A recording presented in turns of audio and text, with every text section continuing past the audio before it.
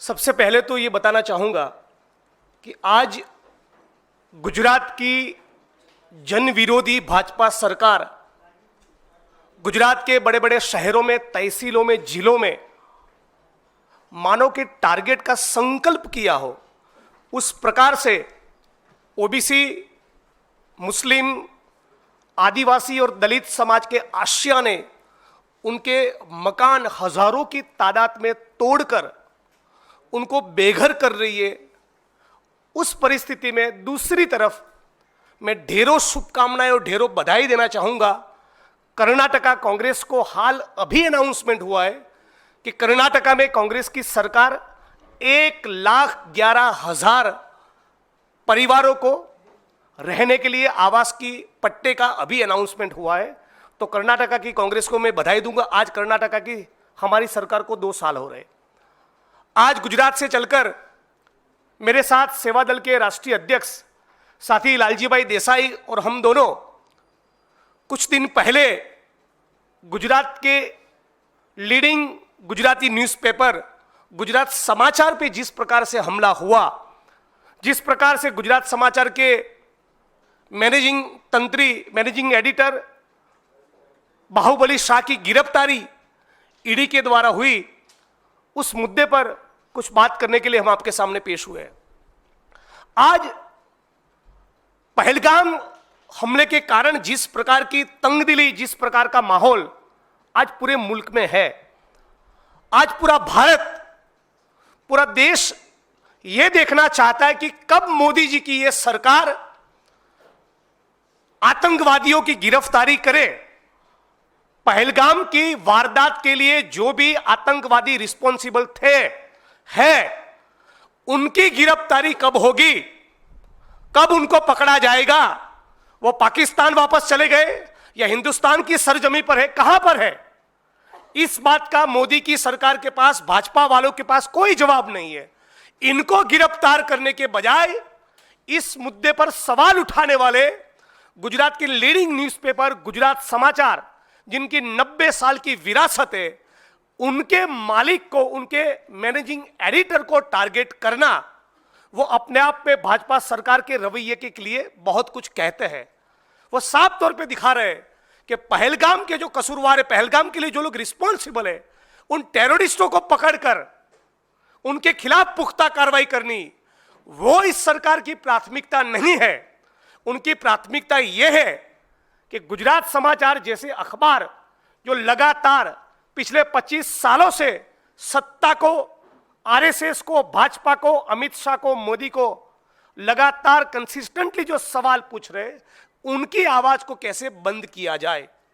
हम लोग गुजरात प्रदेश कांग्रेस समिति की ओर से, एआईसीसी की ओर से इस घटना की निंदा करते हैं, मांग करते हैं कि गुजरात की सरकार अपनी पोजीशन को स्पष्ट करे कि क्या वो कारण है कि अचानक एक दिन इतने 25 साल पुराने मामले में आपको बाहुबली शाह जी की गिरफ्तारी करनी पड़ी।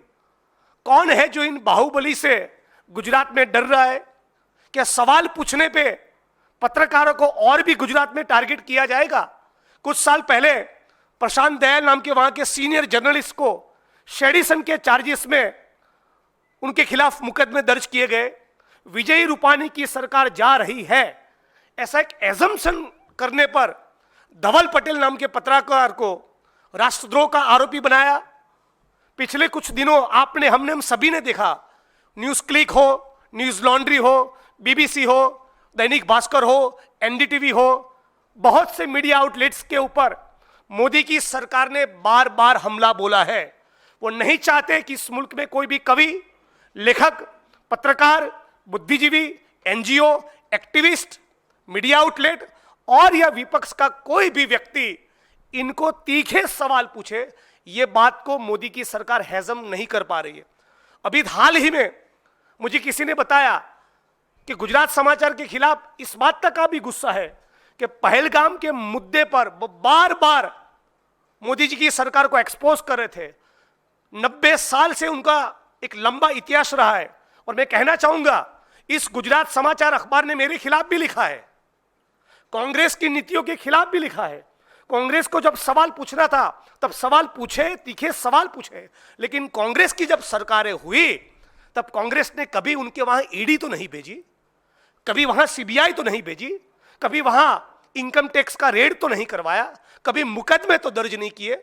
और पिछले 5 से 6 साल के दौरान अनगिनत बार इनकम टैक्स और ईडी के लोगों ने बाहुबली शाह, श्रेयंश शाह, गुजरात समाचार के परिवार के लोगों को बहुत से सवाल पूछे, बहुत से इंट्रोगेशन हुए, लेकिन कभी गिरफ्तारी नहीं हुई। पहलगाम के मुद्दे पर गुजरात समाचार ने अपनी धार को और भी तेज कर दिया, और भी तीखे सवाल पूछना चालू किया, क्यों आज भी इन आतंकवादियों की गिरफ्तारी नहीं हो रही? क्या यही सवाल पूछने पर गुजरात समाचार को टारगेट किया जा रहा है? यह सवाल मैं मोदी जी और भाजपा की सरकार को पूछना चाहता हूं। आज गुजरात के अंदर आप किसी को भी पूछिए, 2002 के दंगे हो, फर्जी मुठभेड़ हो, भाजपा के विधायक, सांसद, मंत्रियों के स्कैम्स हो, कॉरपोरेट हाउसेस को, पूंजीपतियों को, उद्योगपतियों को बड़े बड़े मासिव लैंड पार्सल्स औने पौने दाम पर दे देने की बात हो, गौचरों की लूट हो, जमीन और संसाधन की लूट हो, कैपिटलिस्ट ग्रीड को एंटरटेन करने की बात हो, इन सभी सवालों को गुजरात समाचार ने बड़ी शिद्दत से उठाया है, सालों साल उठाया है, दशकों से उठाया है। लेकिन 25 साल से जिस प्रकार से वो मोदी, अमित शाह और भाजपा के खिलाफ लिख रहे थे, उसका वेंडेटा आज उन्होंने निकाला है। ये प्रतिशोध है।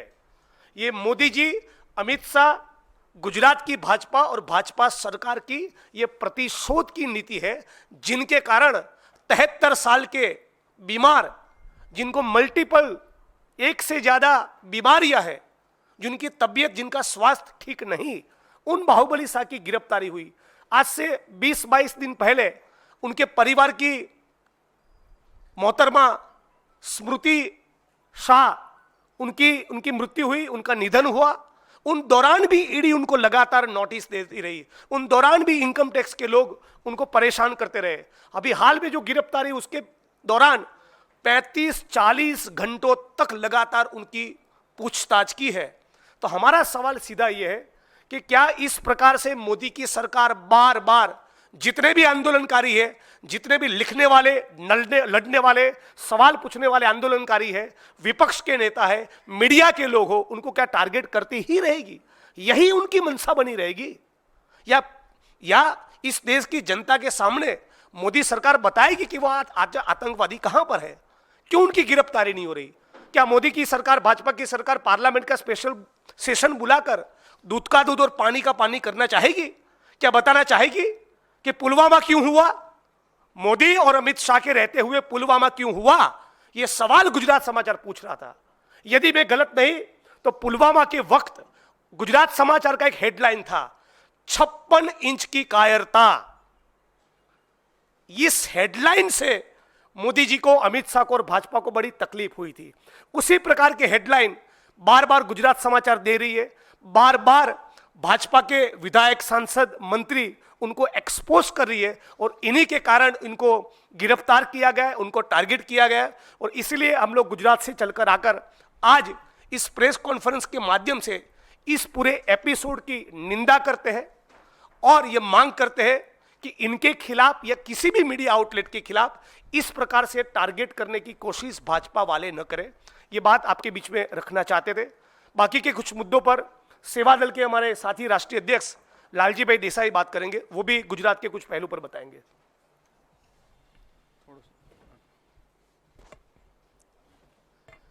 नमस्कार साथियों, भाई जिग्नेश ने गुजरात के वर्तमान परिस्थिति के बारे में पूरी बात को रखा। सबसे पहले तो सवाल ये होता है कि ये बात करते थे टेररिस्ट को पकड़ने की और जर्नलिस्ट को पकड़ने लगे हैं। ख़त्म करना था टेररिज्म और अब ख़त्म कर रहे हैं जर्नलिज्म। ये देश का एक ऐसी आवाज़ कि जब कोई भी पार्टी हो, राजनीतिक पार्टी हो, हमारे देश के अर्थसत्ता यानी कि बाजार की सत्ता हो, समाज की, धर्म की या राज्य की सत्ता, जब वो अपने सत्ता के नशे में चकनाचूर हो जाए तो उसको सवाल पूछने का और समाज का आईने के रूप में अगर कोई खड़ा होता है तो वो हमारा मीडिया है। हम उस मीडिया की ताकत को इस देश में खत्म कर कर जनता की दबी हुई आवाज को कुचलने का एक जो प्रयास आज हमारे देश में हो रहा है, जो प्रयोग हो रहा है, उसके खिलाफ आज हम यहां पर अपनी आवाज और कांग्रेस पार्टी की ओर से रखना चाहते हैं। कभी कुणाल कामरा एक गीत के माध्यम से आवाज अपनी रखता है, कहीं नेहा सिंह रखती है बात को, या कहीं गौरी लंकेश कहीं बात रखते हैं, तो हर जगह पे आप देखिए हो क्या रहा है। या जैसे गौरी लंकेश का मर्डर होना, वो उस बात का मैसेजिंग था कि आप आवाज उठाओगे तो मारे जाओगे, आप आवाज उठाओगे तो आपको बेघर होना पड़ेगा। गुजरात में एक हमारा कलीम करके एक पत्रकार है, उसने आवाज उठाई तो उसके पर केस हो गया। जिग्नेश ने जब आवाज उठाई मीडिया के माध्यम से, सोशल मीडिया के माध्यम से, तो आसाम में उसके पर एफआईआर हो जाती है। हमारा हर व्यक्ति, जैसे गुजरात समाचार, मैं आज इसकी बात यहां करना चाहता हूं, भाई जिग्नेश ने भी कहा कि कई बार कांग्रेस के खिलाफ भी उन्होंने लिखा है, पर इस प्रकार की बदले की भावना से कांग्रेस ने कभी काम नहीं किया। आप सब जानते हैं कि जिस प्रकार से गुजरात समाचार के 2-2.5 दशक पुराने मनी लॉन्ड्रिंग के केस में, तो भाई आप जब सीएम थे गुजरात के, आप जब गुजरात का पूरा राज्य आपके पास तब भी था, आज भी था, तो ये कैसे हो रहा था? तब आप क्या कर रहे थे? तब आपने नहीं, पर जब आपको लगा कि अब आपके सत्ता को सवाल उठाकर ये पूछ रहे हैं कि पुलवामा हो या पहलगांव हो, हर जगह पे ये आप क्या कर रहे हो? आप वहां पर सामूहिक बलात्कार के घटना के बिल्किस बानो वाले केस में जो दोषी जिसको कोर्ट ने माना था, वो दोषियों को जमानत मिलने पर या उनको सरकारी मदद से रिहा करवाकर आप उनका जो स्वागत का ढिंढोरा पीट रहे हो, और उसके खिलाफ जब कोई आवाज उठाएगा तो उस आवाज को आप कुचल दोगे। गुजरात में हो क्या रहा है? 45% बच्चे कुपोषित है, उसकी आवाज उठाओगे? या जिनके घर गिर रहे हैं उनके बारे में आवाज उठाओगे? या किसानों की जमीन के बारे में आवाज उठाओगे? तो आपको देशद्रोही के नाम पर आप पर एफआईआर होगी और आपको तुरंत ही वो लड़ाई लड़ना मुश्किल होगा।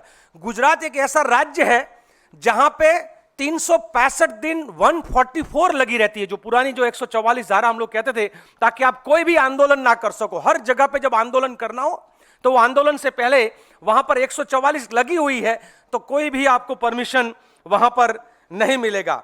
ये गुजरात का जो मॉडल जिसके बारे में पूरे देश में मार्केटिंग होता है, वो एक्चुअली गुजरात का मॉडल नहीं है, वो मोदानी मॉडल है। मोदी, अदानी और अंबानी जब मिलकर लूटते हैं तो उसको हम मोदानी मॉडल कहते हैं। और वो मोदानी मॉडल है क्या कि भाई मुंबई का एयरपोर्ट चाहिए तो पहले ईडी का, सीबीआई का, आईटी का, आपके जो साथी संस्थान जिनको आपने अपने पालतू प्रकार के बना दिए हैं, पहले उनको भेजो, दबाव डालेंगे, वो दबाव में आएंगे, वो एयरपोर्ट उनके मित्र का हो जाएगा, वो पोर्ट उनके मित्र का हो जाएगा। गुजरात में कहीं जमीन हथियाना है, वो जामनगर जिले में या कच्छ में, तो बाकी लोगों को दबाओ, कुचलो अपने आप। आपने फिर थोड़े दिन पहले ही देखा होगा, हमारे देश के प्रधानमंत्री है वंतारा करके एक फॉरेस्ट इलाके में गए थे शेरों के साथ। वो बीच में बड़ा ग्लास था, जो ग्लास अनब्रेकेबल ग्लास था, उसके साथ वो शेर से खेल रहे थे। सवाल तो ये होना चाहिए कि इस प्रकार के जो कुदरती व्यवस्था को खत्म करने के खिलाफ एक प्रधानमंत्री को आवाज उठाना चाहिए, वहीं प्रधानमंत्री जाके उसका प्रमोशन कर रहे हैं। ये सबसे बड़ा, ये हमारे लिए चिंता का विषय है। वहां पर एससी, एसटी और ओबीसी के स्टूडेंट्स को पढ़ने से लेकर वहां पे मेरिट में आने का जब होगा, तो ओरल के नाम पर एक पूरी की पूरी साजिश के तहत एससी और एसटी, ओबीसी के लड़का लड़कियों को डीमेरिट कर दिया जाएगा, और उसकी आवाज कोई उठाएगा तो उस पत्रकार के खिलाफ वहां पर जो है वो तुरंत एक्शन होगा, ना कि इस प्रकार का काम करने वाले। तो ये जिसको लोग गुजरात मॉडल के नाम पर बेच रहे हैं, वो एक्चुअली देखा जाए तो एक जातिवादी,